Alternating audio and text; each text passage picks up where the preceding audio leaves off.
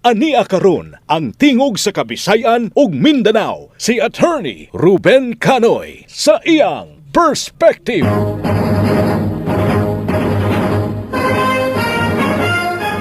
Ang lungsod nga nasayod, mao'y makahatag kusog sa demokrasya. Apan ang lungsod nga mapasagaron, mao'y makapukan sa atong kagawasan. Mga higala, kumusta? Ang pagsulbong sa ubang kanasuran sa Omicron variant ang nag-una nga balita karon. Suma sa mga taho, ang kaliwat kon variant sa COVID-19 mikuyanap na karon sa Europa, sa Amerika ug miabot dinhi sa Asia, lakip sa Pilipinas. Gingon nga ang Omicron dili pareha sa Delta ug ubang variant sa COVID kay kuno mahinay ang sintomas apan gikadlukan sa mga scientifico ug eksperto sa panglawas kay kusog mo takod ug mokanat ang Omicron. Duha ka peligro nga kinaiya ang nakita sa Omicron. Una, it infects 70 times faster than COVID and all other variants. Ug ikaduha, it infects even people who are vaccinated. Una sa tanan, 70 times, kapituan pilon, ang kapaspas Omicron nga motakod. Sa ato pa, nasud lamang sa pila ka minutos ang Omicron mutapot sa laing tao. Ug ikaduha, dili maluwas, pati ang nabakunahan. Sa Inglaterra, gibutyag ni Prime Minister Boris Johnson nga pagho sa variant, ang kaso sa COVID-19 dobling misulbong matag adlaw. Mogyapon ang netabo sa Denmark ug Norway. Sa Amerika ang grabe, kay 1 ka milyon ang namatay matag adlaw. Ang Omicron na ginahinay og kamang sa Asia hangtod nga miabot sa Malaysia, Indonesia ug sa Pilipinas. Sa Enero 6 sa bagong tuig, 43 ka kaso sa Omicron variant ang nadiparahan sa atong nasod sa Department of Health. 19 niini sa Metro Manila. Kini atol sa dakong pagsalta sa COVID-19 sa National Capital Region. Human gayud sa Pasko sa bagong tuig, ang nasakit mikabat sa 10,775 sa usa ka adlaw lamang. Ang kinatas ang pagsulbong sa Cagaw sukad sa Oktubre 2021. Ang pagtaas sa kaso sa COVID-19 daan ang gitagan ni Dr. Guido David, ang pangulo sa Octa Research Group sa Universidad sa Pilipinas. Ang iyang panagna gibase sa pagsaulog sa Pasko o bagong tuig. Panahon nga ang katawhan masugyot pagpasiyo, pagsalusalo o pagtipon-tipon sa mga malls, sa mga simbahan, dapit nga kalingawan o sa kabayan. Ang nakadaot kay kadaghanan kanato magahi lagi ko ug masinupakon sa protocol batok sa COVID-19. Dili magsulob sa face mask o face shield. Dili manghunaw sa kamot. Dili mag-social distancing kung magpalayo sa laing tao sa distansya nga usa ka metro ug dili molikay sa nagdasok nga katiguman. Tungod niini nga kakulian, napugos si Presidente Duterte pagbutyag na kadtong wa magpabakuna, dili maglaroy-laroy. Kinahangan magpuyo suod sa bahay, aron dili sila makatakod o dili batakdan. Ang musupak sa kasuguan, iyang ipadakop sa barangay captain. Ang mga punuan sa barangay, nagduha-duha o naglibog. Samtang ang mga abogado, ang Commission on Human Rights o mga kapunungan nga nanalipod sa tawhanong katungod, misinta. Alang kanila, giyatakan kuno sa Pangulo ang kagawasan pagpanaw sa mga lungsuranon. Kagawasan nagipakabalaan sa konstitusyon. Sa iyang paglabag sa Batakang Balaod, mahimo siya na i-impeach, ipalagpot sa katungdanan. O di ba pasakaan og kaso kriminal pagkatapos sa iyang termino. Apan gibaliwa sa Pangulo ang mga hulga kay andam kuno siya pagkatubang sa mga kaso kriminal nga isang at batok kaniya sa lokal nga kagamhanan o sa International Court of Justice. Ang iyang sugo sa mga barangay captain, nang dili bakunado mahimong dakpon, Bisag way balaod o ordinansa nga nagtugot niini. Ipasikad niya sa police power of the state. Police power, ang gahom sa estado o gobyerno pagproteher sa kaayuhan sa katawhan. Sanglit ang barangay captain gipili nga person in authority, tagahom sa iyang lugar. Mahimo niya pagdakop ang dili mosunod sa mando sa presidente. Mikalat dayon pinaagi sa Facebook, sa Instagram ug sa Twitter, ang gitawag og social media sa internet, nga ang pahimangno ni Presidente Duterte bahin sa Omicron variant ug pagsulbong sa COVID-19 o sa lamang kalipat-lipat. Pasumangil aron kuno makadeklarar siya og martial law sa tibok nasod ug mahimo siyang diktador sama ni Presidente Marcos.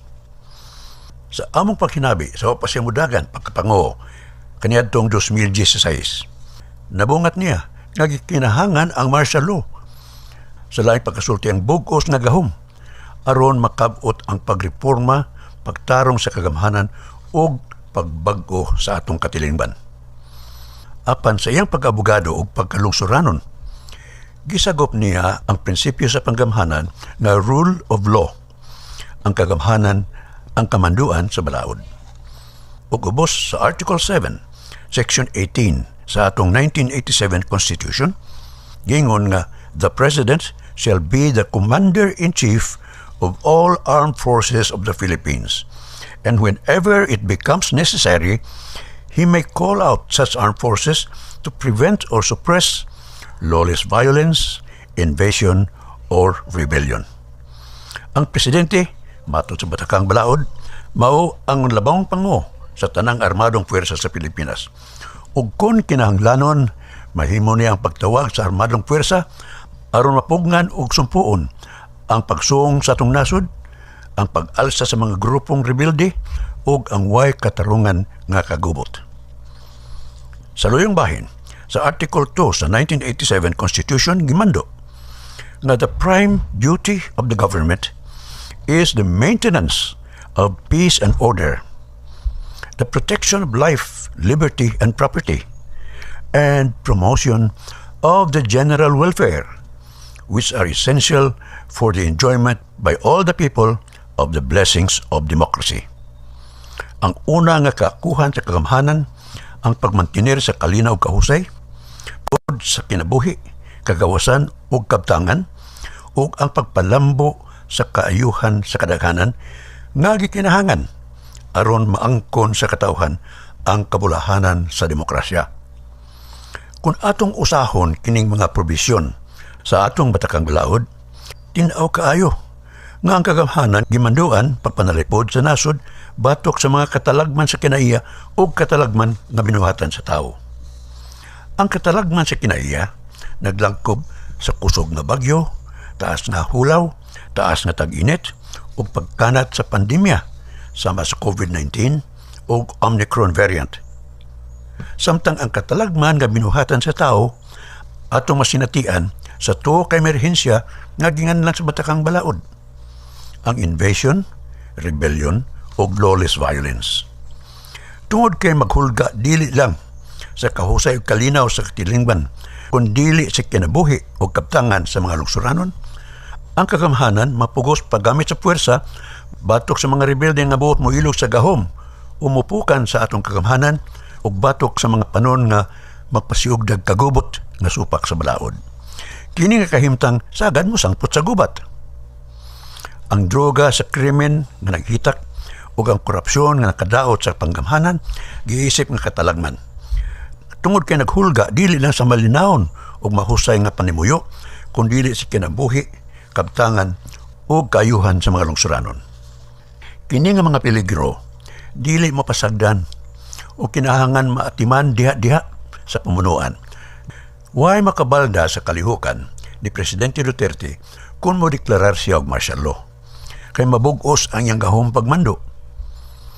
Apan daghan ang supak nga iyang ipahamtang ang balaod militar, kay unya kunog mahimo siyang diktador sama ni Presidente Marcos. Sa akong bahin, misalig ako nga dili kini may tabo karon, kay si Presidente Duterte lahi ni Presidente Marcos. Hugot ang iyang pagtamod sa demokrasya o sa rule of law kung kamanduan sa balaod. Panaglitan sa Mayo 23, 2017, iyang gibutang ang tibuok Mindanao, ilawom sa martial law, aron masumpo ang terorismo sa rehiyon. Ang taga Mindanao nalipay, kayang army wa gayod mag-abuso ug ilang napahauli ang kalinaw kahusay sa Mindanao. Imbes martial law, nganong dili man nato tawgon og national emergency government ang strikto nga kamanduan sa katawan. Aron ang gobyerno dili magapos sa gitawag og red tape, ang mapaagi lagda og sistema nga nakagapos sa gobyerno o gigamit sa mga opisyalis o surugoon sa lungsod nga pasumangil, paglangkoy-langkoy, paglangan-langan sa angay buhaton para sa katawan. Kung strikto o mapig-uton ang panggamhanan, dako ang puruhan nga mapanton nato ang mga suberbyo o mga gahig-o nga dili magpabakuna, dili mo gamit sa face mask o face shield, dili manghunaw sa kamot, dili magpalayo sa laing tao sa distansya nga usa ka metro o makigtipon sa katiguman nga nagdasok. Ang kuwang sa nasudnong disiplina mao ang usa sa mga hinungdan nga nagpadayon ng pagkanat o pagliwat sa COVID-19.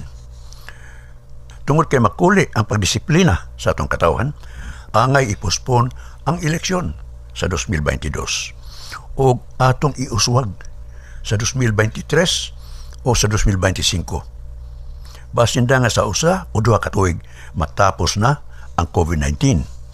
Ug dili na kita mabalaka nga mosulbong pa ang gidaghanon sa matakdan, masakit ug mamatay sa katalagman nga nakaangin sa tibok kalibutan.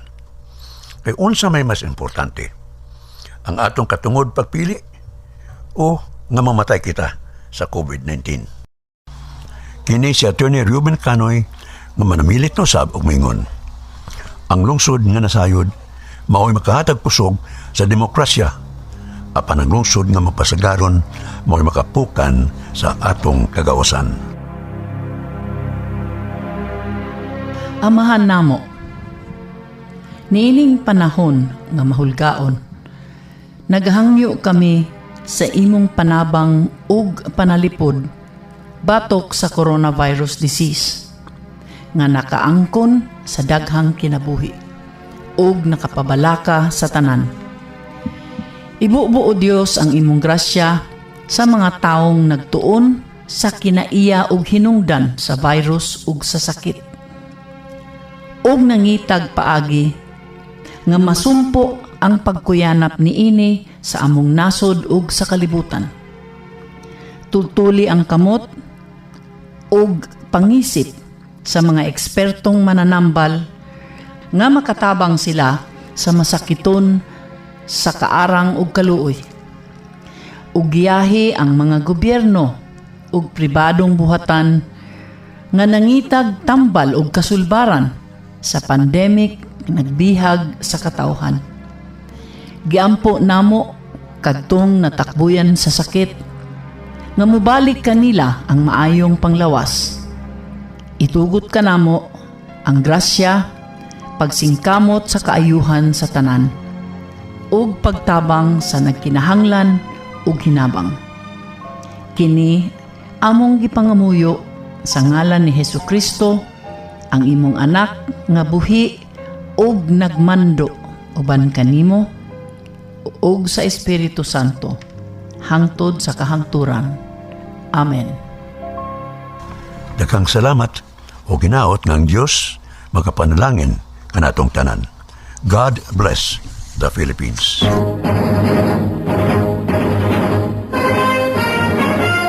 Ang panahom nga inyong nabati, kaugalingon ni Attorney Canoy. Walay kalabutan ang istasyon o ang mga tigdumala niini.